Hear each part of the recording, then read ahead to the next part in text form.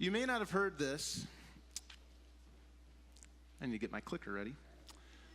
You may not have heard, I'm hoping that you heard, in the reading, there were some rather challenging things.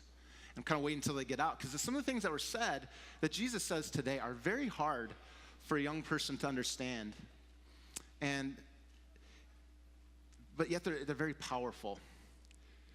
This last week,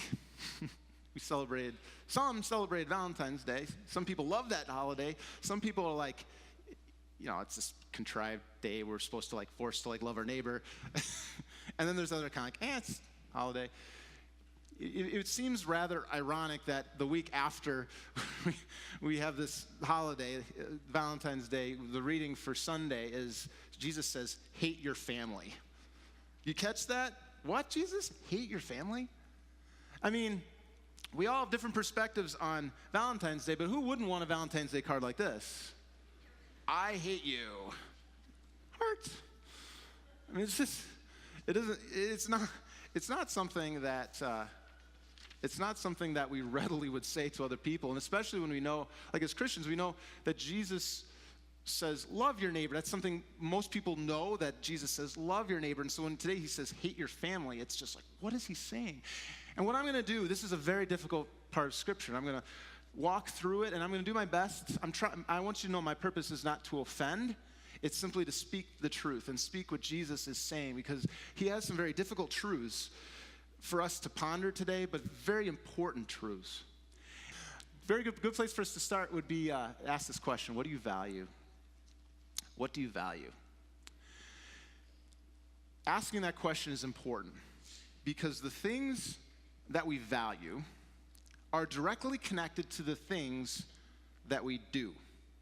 Nobody says, I value this, and then the behavior doesn't line with it if it's actually true. So for example, there are congregations out there that say, we value sharing God's love and forming disciples and reaching out into the community. If I went into that church and the first thing that happens is I get a stink eye from somebody because I sat in their pew, or I get the distinct impression that they don't want to change anything at all and they have no interest in me or anybody, what do you think I would actually get the impression that they value? Self-preservation, not changing anything, keeping it exactly the same, and do you see the two things don't line up? So I'd be like, you don't value that at all. You see, and that's what, at Shepherd Lakes, this is what we try hard, as successfully as we can to align our values with what we do. So when we say things like we value education, we make sure we give you opportunities to grow in your faith, to be connected to God's Word. We had education hour the previous hour. And we have many other opportunities. We have a school. We have all sorts of different opportunities for growing in the Word. And when we say things like we value families in all different forms, what we mean by that is when, with the things that we do, a lot of things that we do, we want it to be something that will be of value to families. It'll be things that you'll recognize. It's something that you need as people who have families. And like I said, we're all in different stages of life in here. Take a moment to reflect on this question yourself, though. What is it that you value? And if you want to get the answer to that question, maybe you want to identify your own life. Think about what you do with your time. Think about what you fill your schedules with. What are the things that you do? Because you'll find out the things that you do reveal what you value. For me, I like to dig in the dirt and plant things. And so you'll find me actually outside my house digging in the garden. I like that. It's fun. And I also value being outside. If I lived near a mountain, I'd go hiking all the time. I love it. I love being outdoors, and I love exercise. I'm a crazy person that kind of enjoyed doing an Ironman, strangely enough. It was a great challenge. I enjoyed that. I value that. I value exercise. I also value things like, for better or worse, the Green Bay Packers. For many of you, you'd be like, for worse. Yeah, just like I talked to some people who are like, well, I value the Lions, and I'm like, I appreciate that. Then of course, I guess this would be something that I would say that I would feel safe to say it's something that many of us would be on the line with. I value family, and family can take on many different shapes and sizes and forms. Like I said, we're all in different stages of life, and some of us, family might be more friends, but you see them as family. But I value family, and for me, my family is a safe place. I've always seen it as a safe place, and I bring that up because I think that's one thing that we can say, everybody in this room, to some degree values. And it also ties in with what Jesus is talking about a bit, and some of those harsh words come after some of that, it seems. And so it's important for us to ask this question then. If Jesus said, if we value family and Jesus said those harsh words earlier, kind of to get a deeper understanding of why Jesus said that and what he's trying to teach us today, we should understand what Jesus' audience valued.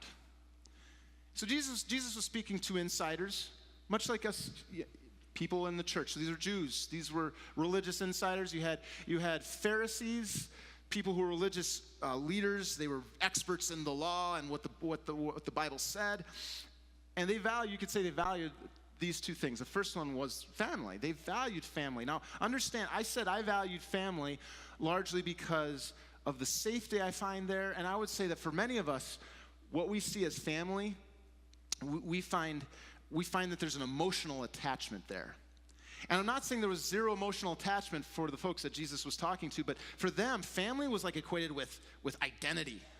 So when you read the Bible and you get these long lists of this person begat, this person begat, this person, like, what? Why is this in there? The whole point is because people valued that. That gave me my sense of worth and identity. And so family was huge. That's who he's talking to. And secondly, they valued outward goodness, especially the religious leaders. They were very good at looking. They valued what God said to be right, and so outwardly they were very focused on making sure everybody else was doing what is good. And so they're focused very much on their own outward goodness, and they're focused very much on other people's outward goodness, which came out a lot of times in their actions. Now, it's important for us to understand that, like I told you, values drive our actions, right? Values drive our actions, but there's a danger here. The things we value can also, much like I was talking about here, they can come close to actually giving us a sense of identity, a sense of self-worth. We can start to build our lives actually on those good things. These aren't bad things, but we can start to build our lives and identity on those things. And the people that Jesus was speaking to, you need to understand this, they valued God. If you said, do you value God? They'd be like, yeah. But Jesus could see into their hearts. And he knew that deep down inside, they valued God, yes. But over and above God, they valued many other things. And it led to them looking down on other people and led to all sorts of other things that were concerning for Jesus. You see this today in modern day Christianity in our church, our own church. Lukewarm Christianity. I think this is one of the greatest dangers we have. One of the greatest dangers, one of the things that we need to be most on guard against is this whole idea of being lukewarm. Pastor Miles has talked about this. Being a lukewarm Christian is more dangerous than being hot on fire for God or being cold and like walking, because it's kind of like wishy-washy in the middle. And when I talk to people, when I hear the struggles that people have in their lives, and when I talk to people about having a hard time getting to church, I haven't seen you in a little bit, I never hear anybody say, well, I just don't like Jesus. That's why. Nobody says that. I know, I honestly, and I'm thankful for this, I have not heard people say things like, oh, Pastor Miles, Pastor Vogel, or this person on staff, or anything. I shepherd lakes, I don't hear that. I don't hear that. What I hear is, we just have so much going on. We're busy. We're in that season. We've just fill in the blank. And the problem, and this is what Jesus is drawing out from the very people that he was speaking to, they were saying this basically in their hearts. I value Jesus, but there's something else that I value just a bit more. And some of us in this room, and I think this can be where I'm sometimes tempted, is on the opposite end. We can start building ourselves up and be like, well, I don't do that. I'm here all the time. Like, I'm on fire for Jesus. Well, you got to watch out for self-righteous Christianity as well. This is also what Jesus was encountering. People who on the surface were very religious. They did what they were supposed to do. Okay? Outwardly, people would look at them and say, like, you're good. And so you got this going on. There's that danger where we can start to say, well, yeah, I value Jesus, but I really value more is my own goodness, how well I'm doing. And that could include church attendance as an example. Okay? Now, what Jesus does is he goes on these are people that are following him, and some people are looking out for him. One person even comes up to Jesus and he says, Jesus, don't go to Jerusalem. You're going to be crucified there. They're following Jesus. They definitely see some value in Jesus. They're looking out for him. And what Jesus does is he turns around at them and he just hammers them. He hammers them. I'll pull out two stories, two things that he says to make my point. He says this. He says, imagine there's a fig tree. It's not producing any fruit. What should you do with a fruit tree that doesn't produce fruit? Chop it down. Guess what? That's you. Then he says this. He says, imagine a rich man. He invites everybody around to come. It's this great banquet that he's having. But all those people say, I'm too busy with this. I'm busy doing that. I'm doing this. I'm over there. And so the rich man says, okay, fine, I'll invite other people. And he shuts his doors to those people. Guess what? Those people are you. Do you see the point? The point that he's bringing here is that what we do, and we're not even conscious of it half the time, is we're building our lives on our own sense of goodness. The good things that we value, we correlate those things directly with our own identity. We build ourselves up on them, and we want to be able to stand back and say, look how good I am. And yes, I also value Jesus. He's saying, you don't understand the depth of your sin. You bring nothing to God, absolutely nothing to him. You owe him more than you could ever pay yourself, and you don't get it. You think, I can bring something. He's like, no, you can't. You're that tree. You're those people, and you don't see it at all because you're so busy looking at yourself and worrying about how important you are and how everything has to be perfectly together, and he's like, you don't get it. And this is what he kind of brings us back to. He's basically saying this, you can't be a Christian. You cannot be a Christian unless you see yourself as you are, a sinner. If you don't see your deep need and how deep sin runs in our lives and how it penetrates to the deepest recesses of who we are, if you don't understand that and recognize that you can't just get rid of it by doing a bunch of good stuff, you can't be my disciple. And after saying that, he says this, whew.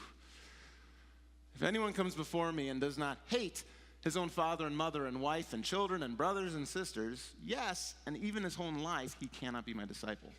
See, we get hung up on that word hate, don't we? And emotionally, like this is like for like our family connection, this is for me too. Like we have that emotional connection to our family. He's not saying like, oh, you asked me to take out the trash. Here, take the trash. You know, he's not asking us to hate our family.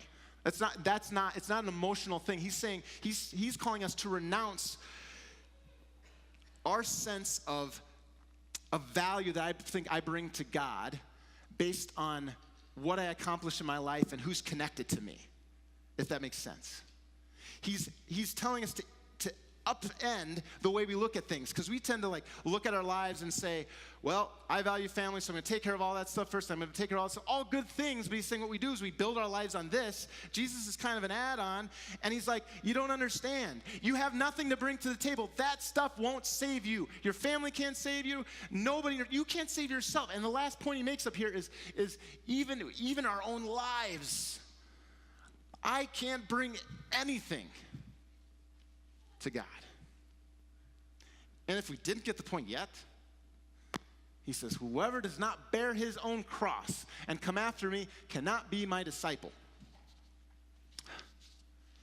He's saying we have nothing to bring to God, and we need to be we need to crucify our sinful self, the sinful part of us that hang. We need to crucify all those things that we think we can bring to God, but in reality, it doesn't do anything. It doesn't pay the price that we owe him. We are sinners, and we bring nothing to God. That's really the point.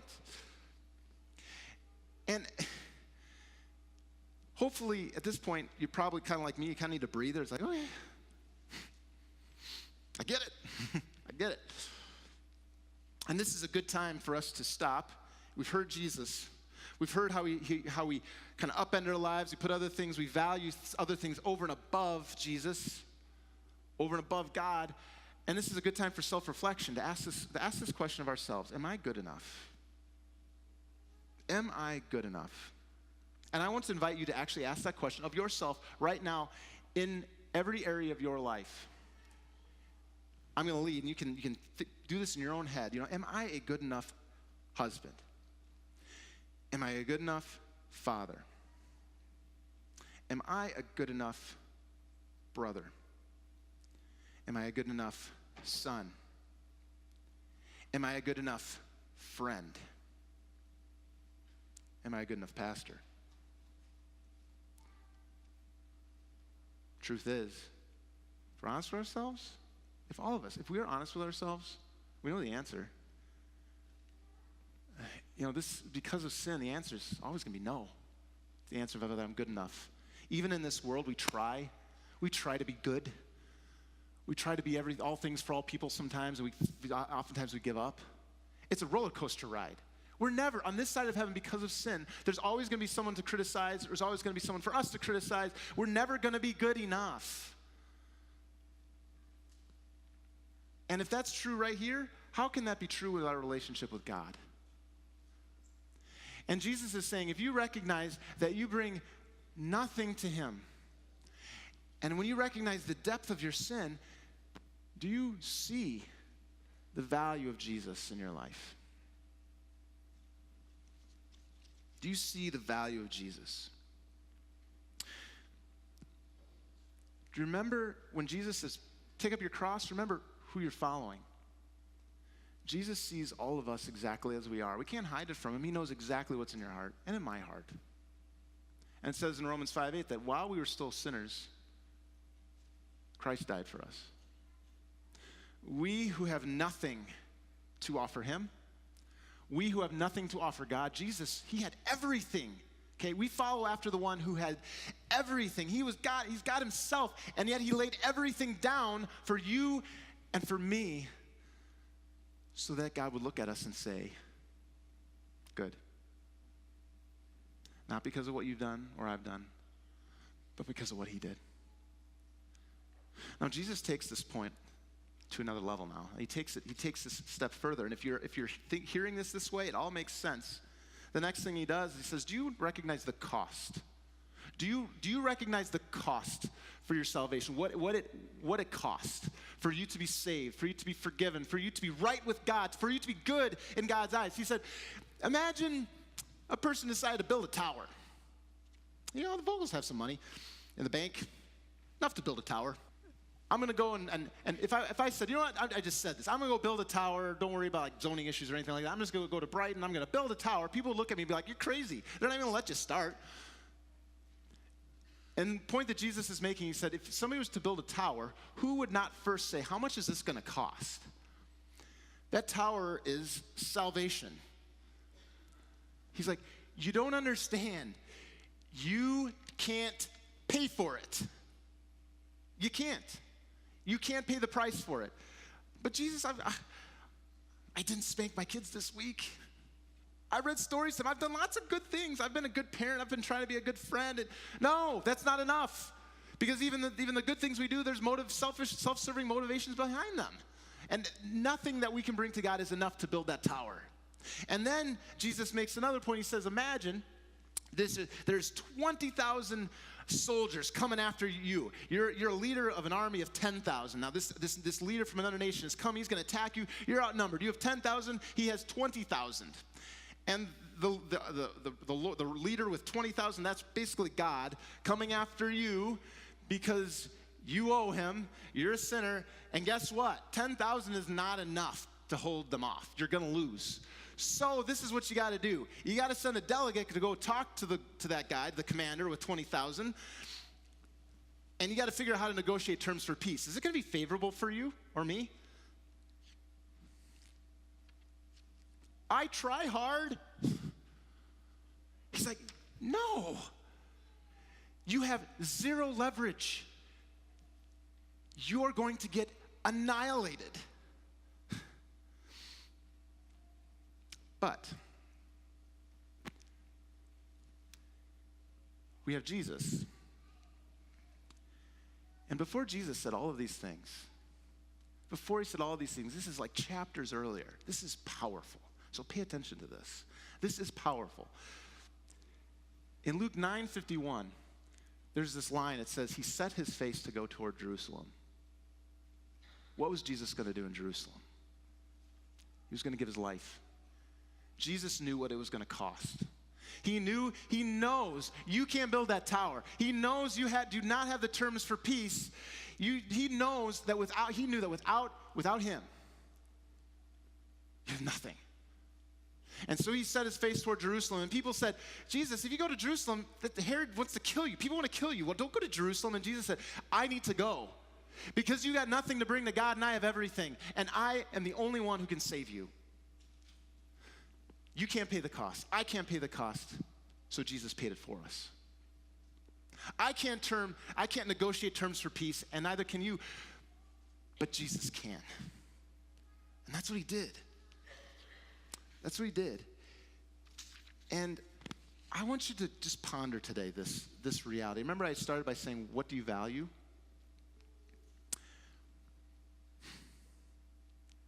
Ask the question, why is it sometimes so hard for us to recognize the value that Jesus has? We value Jesus. Get this. We value Jesus and what he's done for us for some very powerful reasons. I value family. One of the reasons I value family is because my parents loved me and cared for me, just like so many of you do try to do with your grandchildren, with your friends, with your kids, and navigate the messiness of life. You try. Children, others, people notice these things. It has an impact. People have impact on us. But who is more influential than Jesus? Jesus literally gave his life. There's nobody with more influence than Jesus. He gave his own life for you. And he doesn't get anything other than knowing the joy that comes along with knowing that you're saved and I'm saved. There is no event, vacation, gathering, mountaintop experience that compares to those two events, Jesus' death, paying the price for our sins, and the resurrection, knowing that there is hope. And sin, ultimately, at the end of the day, will not overcome us. It's important for us to recognize that because of Jesus, when we recognize the value in Jesus, we also value the things that he calls us to partake in as Christians. This is one of the things why we value some of the things right here at Shepherd of the Lakes. When we recognize the value that Jesus has, for example, we value worship because we recognize that we are sinners that can't pay the price for our sin. Jesus paid it for us. And we need to get on our knees and receive the grace that he offers. We need to be in the Word. Bible study, why? Because it's through the Word that we learn more about who God is and who we are. We grow in godly wisdom.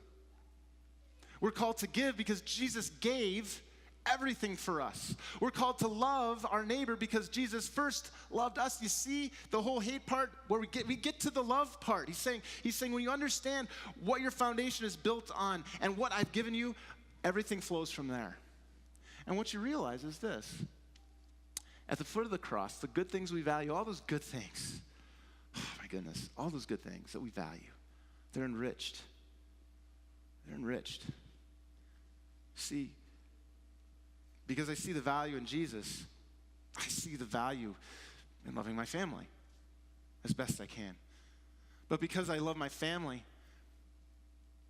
I also recognize the need to teach them about Jesus, and that's what we value as a congregation. We value Jesus, and we value bringing our children, our families to his feet. Because there's nothing greater that can be found than hearing those words, you are forgiven. It was paid for. May we never forget that for Jesus' sake. Amen.